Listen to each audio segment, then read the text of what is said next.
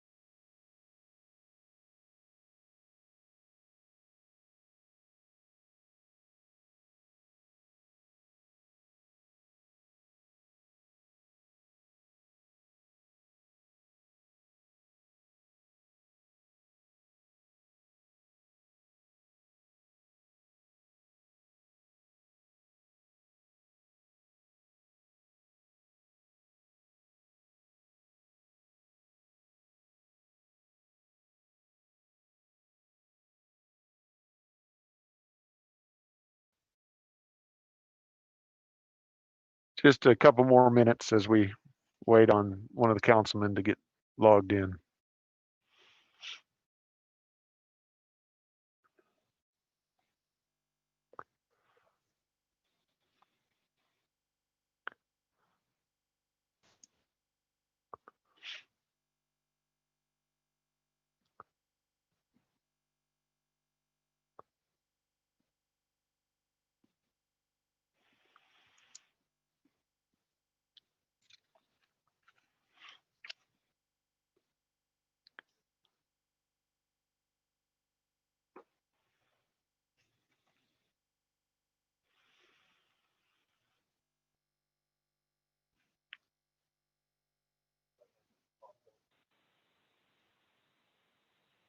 Hello. Hello, sir. Who's calling me, sir? I'm sorry. Anyway, this is Mark. Mark? Yeah. Okay. Are you ready, Councilman? As ready as I'm going to be. All right. Okay. The time is 6:35 p.m. and I call this budget workshop number 2 for the Red Oak City Council to order on July 30th at 6:35. Let it be shown that we do have a quorum present. In attendance, we have Councilman Brawley and Councilman Tony. On online, we have Councilman Drake and Councilman Goodwin. We also have various city staff in attendance. Let it be known that this notice has duly been posted in accordance to the Texas Government Code Section 551, and we're here to conduct business in the Reagan Pitts room concerning our second workshop for the budget. Mr. Fuller. Okay, can everybody hear me? Good. Unfortunately, yes. So I think we have got pretty close to the final numbers now from the appraisal district. The appraisal district did send us an email today where they forgot and left one number out, but we don't think it's going to be enough to matter, plus or minus either way. So we think we're close enough at this point to say we're good.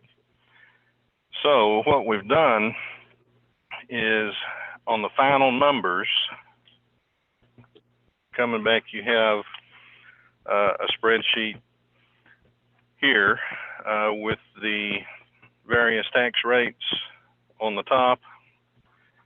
The budget right now is based on the proposed rate that you see, which is the 0.703645, which is basically the current rate that we have today. The de minimis rate, as well as the 8% voter approval rate, are both above that. So we potentially could go up more, but for all practical purposes, we have what we need in the budget, and we don't think we need to. You can also see on that sheet what happens if we go down 1 cent to 693645. That cuts out 115,000. Or if we went down 2 cents, we'd cut it down to 230,000. So we can come back to that and discuss it later after we go through and tell you what all we've got in and where we stand on fund balance. So you have another sheet, says ending FB FY 2021, which is also on the screen. So this is basically the changes that we made based on the last workshop and the discussions that council had. So we have gone ahead and we have included all of the raises for this current year to be taken care of. We have included the reimbursement funding that we will get from the CARES Act on the revenue side. We've taken out the remote solution for John Benford, the virtual system, because that can be reimbursed out of the CARES Act funding as well. So we're still buying it, and I think we're buying it this year, but it's coming out of the actual CARES Act funding. We've also increased the salaries for 20.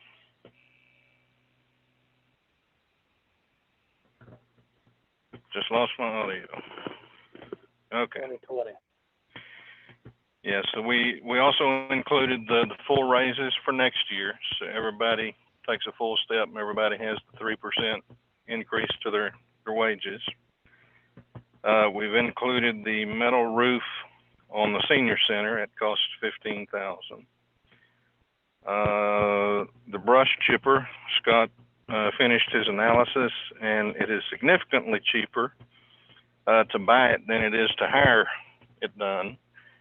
And it's not as significantly cheaper, but it's enough cheaper between renting it to go ahead and buy it. So we've gone ahead and included that. We have included doing all of Yule Road. So we had the escrowed amount and the funds that we had set aside, and we went ahead and added the other $256,000 to complete that for the full $800,000 to finish that road out.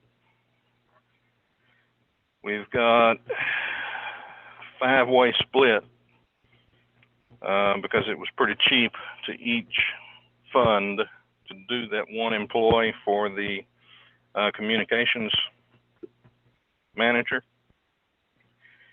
So that is splitting between general fund, water, sewer, IDC, EDC, and tourism. And IDC and EDC have already approved that.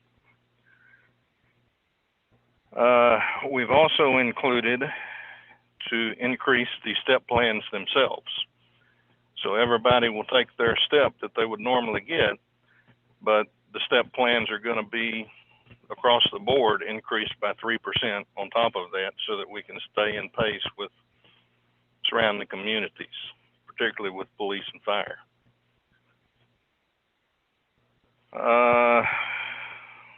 Health insurance premiums were significantly reduced, $214,000, and basically keeping pretty much the same benefits out of it. We're actually able to give another plan offering, which would be an HSA, which costs about $2,000 less that we would save on it. And that would give the city $1,000 saving, and we would take the other $1,000 and put that directly into that employee's HSA as kind of an incentive if they want to go with that option. It's got a more expanded network for physicians as well. And it saves considerable amount of money. Plus, they've given us, what is it, a 9% rate cap for 2 years, I believe. Yeah, so they can't go up by more than 9% for the next 2 years, which is also good.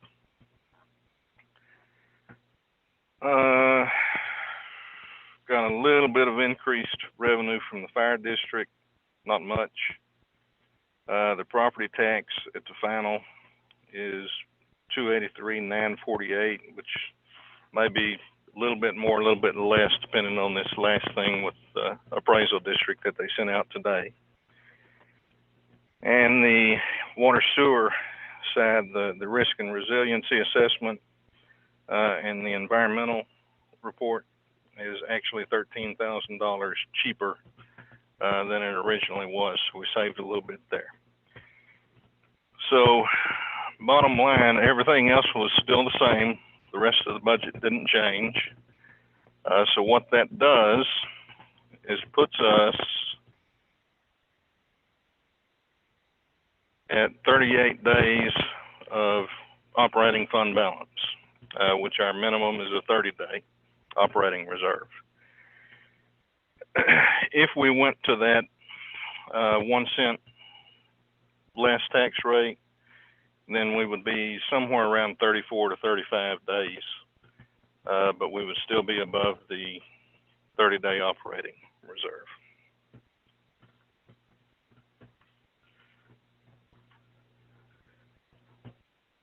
So I guess I'll stop there and see if anybody has any questions on any of it. I think we have Amanda on the Zoom, and Jonathan is here also if you have any, more detailed questions about the insurance plans as well, because that will be on our next council agenda.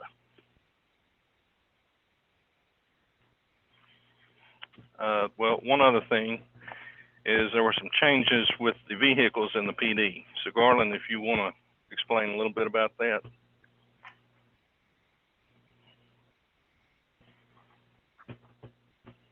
Mayor, council, as we prepared to come back for the second budget meeting, we went back and confirmed our initial quotes on the vehicles that we are looking to acquire with the passing of the new budget. Because of some changes with purchasing, people moving away from one particular brand of vehicle and moving towards another, from Ford to Chevy. There were some changes in the accessibility of the vehicles that were projected to be on the lots in October.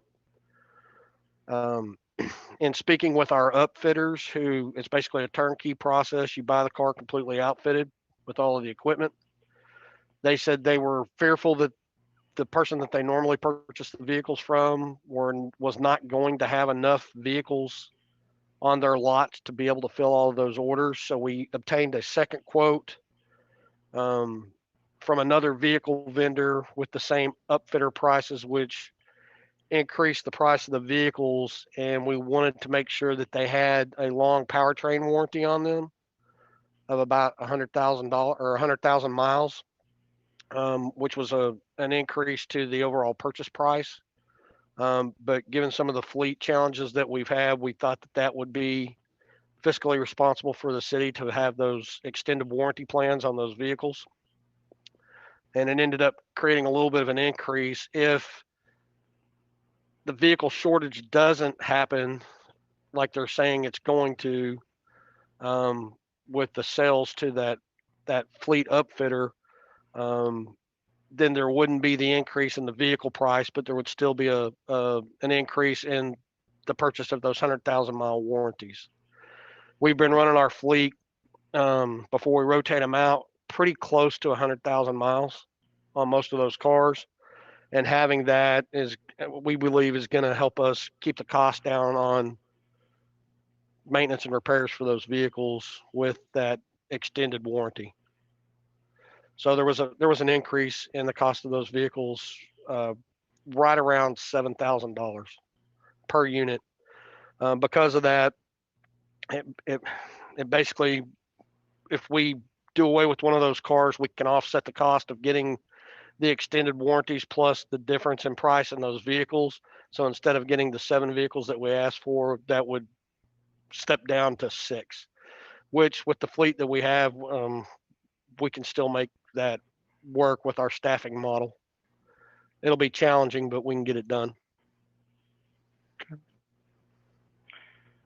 And, just so that we are putting money back into fund balance. So that is another option. It's just putting less money back into fund balance and fund the additional vehicle, or wait until we get to that point and figure out what the price is going to be. And if we want to do it at that time, we could amend it to increase that then. Okay. Or another option would be you could look at increasing the tax note to offset if you wanted to continue to put money in fund balance and bring that up above the 30 days. You could look at, right now we're proposing issuing a $750,000 tax note. You could do a $800,000 tax note and buy the additional vehicle. That's another option. Okay.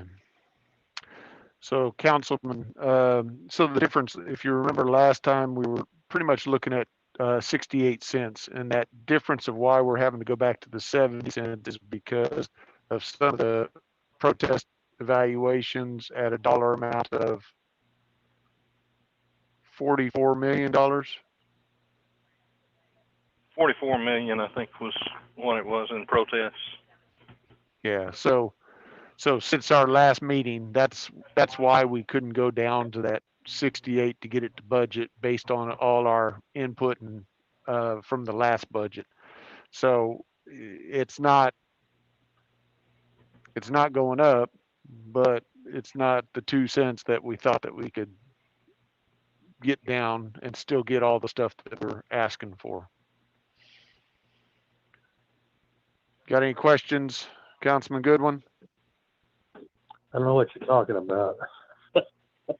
I forgot anything to look at here. Go ahead, Okay. though.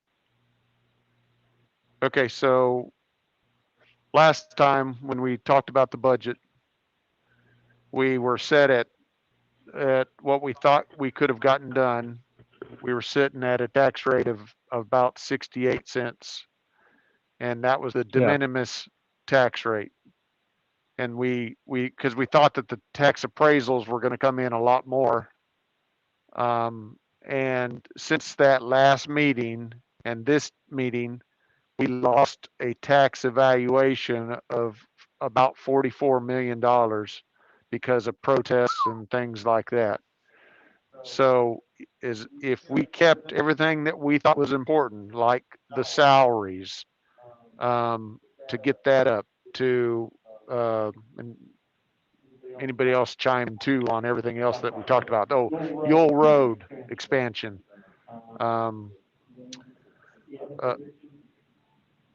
Say that again.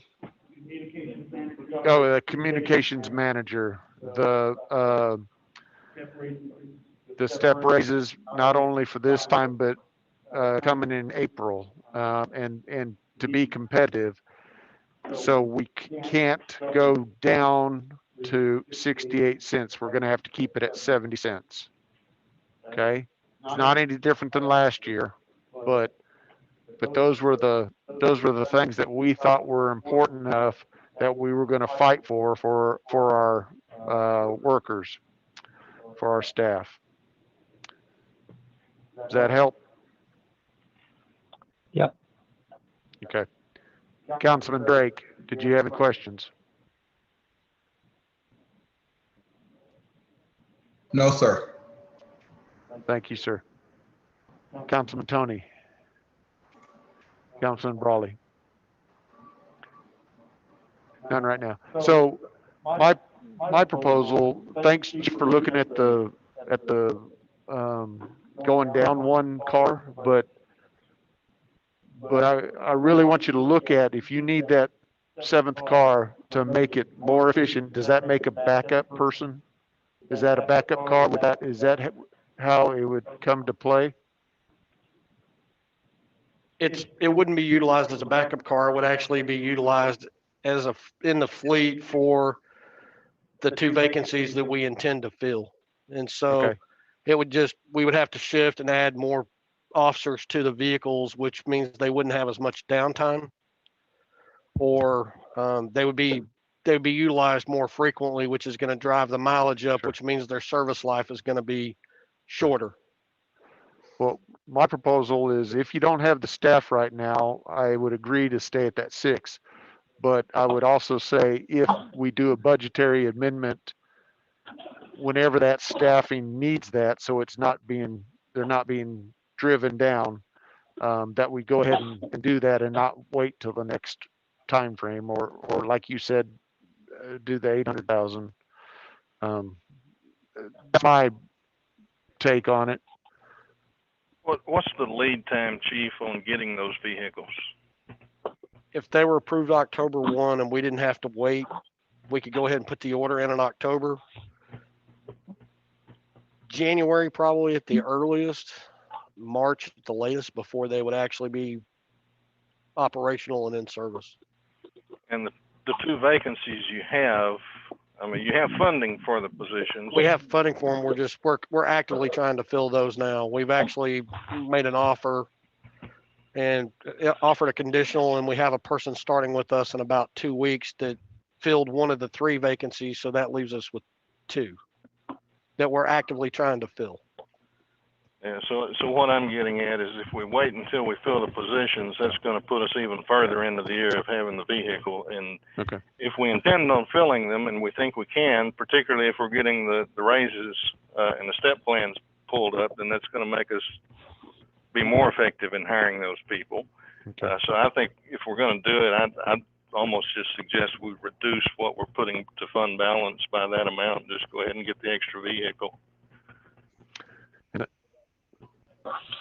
Or the tax note, either one.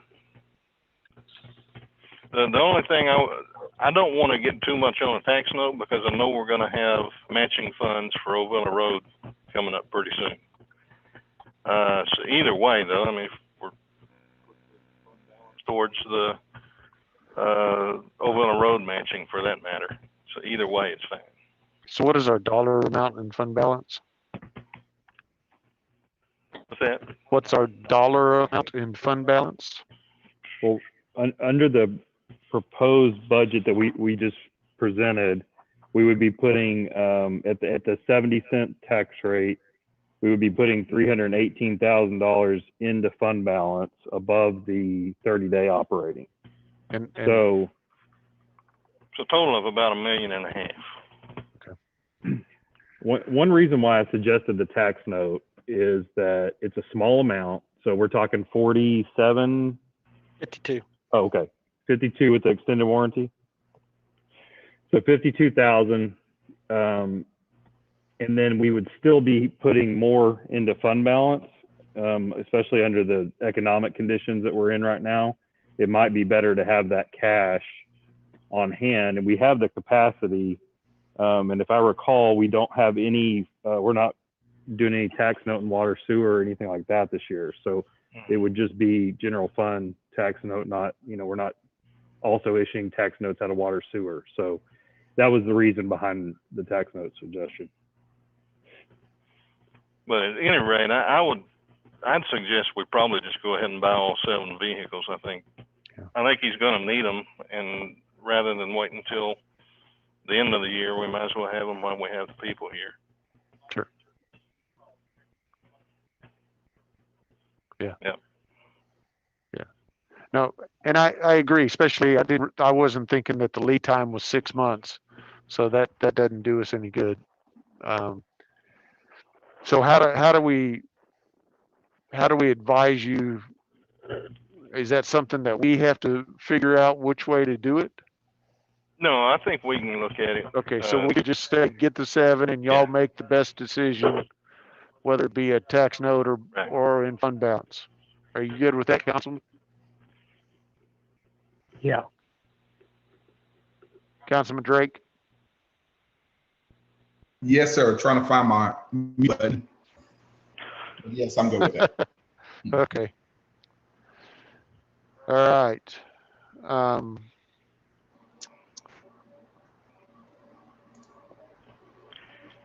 Anybody have any questions on the insurance? That was a big decrease in expense. So I want to make sure y'all are comfortable. We're still getting the benefits for the employees, and we're saving money, and they're saving money as well. It's not just saving money through the HSAs. We're actually splitting the savings with the employees so that we're all saving. And Mr. Williams gets his chipper. Yes.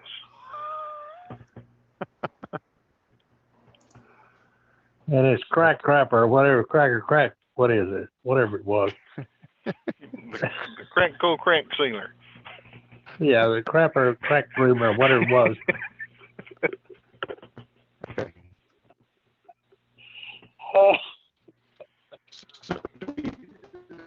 Life is good. We just need guidance if y'all feel like we're in good shape with the budget right now. So we don't need any actual action unless you all have any suggestions or comments. But what we would do is we would need to come back on the regular August 10th meeting and have the public hearing. Do we approve the budget at that same meeting? Yeah, so we'll need at least the public hearing on the 10th at our regular meeting, and then we will have to have a special meeting also in August for the tax rate hearing and adoption. We have to approve the budget before we adopt the tax rate. So we could either do it on the 10th or we could do it the same night as the tax rate, but do it prior to the tax rate.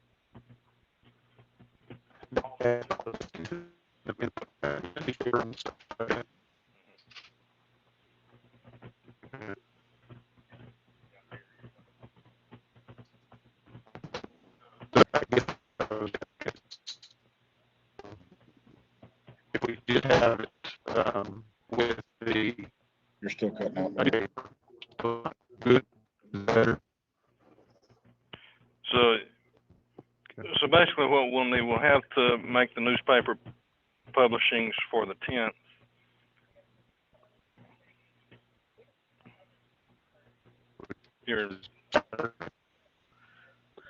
Can't hear you. You're muted, Gloria. Okay, I'm sorry.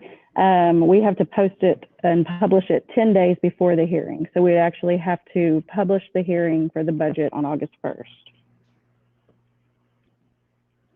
And then we could have it on the 10th, the hearing. Will we have time to get it published on the 1st? Since Well, that's Saturday? If we can work all this out and, you know, if we get pretty good guidance tonight, then we can really make whatever changes we have to make and send that back out, and then we would have time to do that. I'm just talking about the publishing in the newspaper. Yeah, I mean, we would basically have to send it out pretty quick. And it's on our website, it also goes on our website. So, because that's what, Saturday, the 1st? Right. Yeah. So Yeah, we does it could have get to it go to the in the newspaper tomorrow. We have to Okay. let them know tomorrow afternoon. Okay.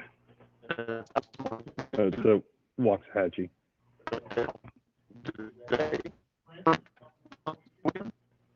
Yeah, if we get it to them by 1 tomorrow, then they'll have it in Saturday.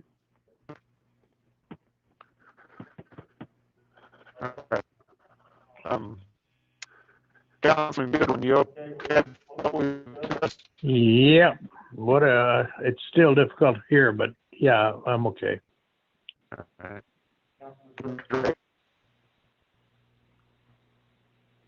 I can hear Todd, but I can't hear you. So, Councilman Drake, are you good with what's proposed?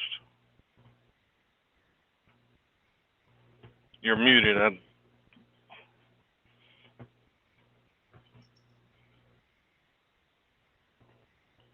Sir, yes, sir. Good. Do you have any other questions? I'm good. No, I'm okay with it. I'm okay with it.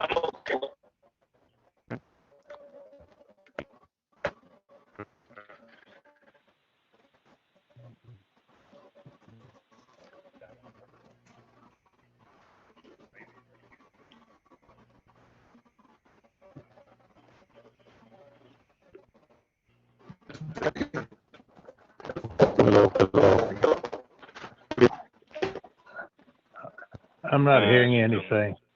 I can hear Ben, but I can't hear the mayor.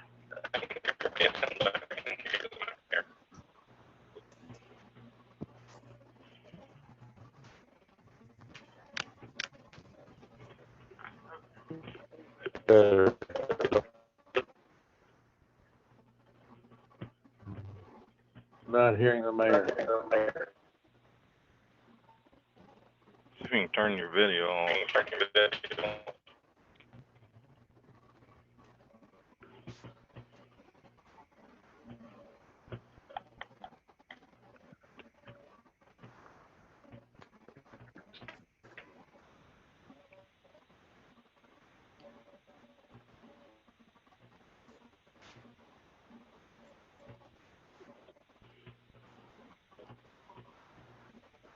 All right, does that help? I can hear you. Not great, but I can hear. Okay, Sorry. is there anything else that we need to discuss? I don't think so. Okay.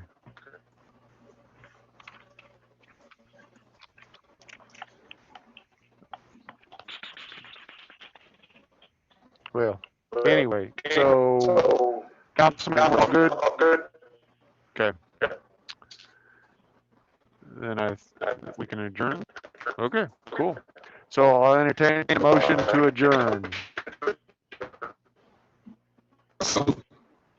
Councilman Brawley. Councilman Drake. Those in favor of going home. Aye.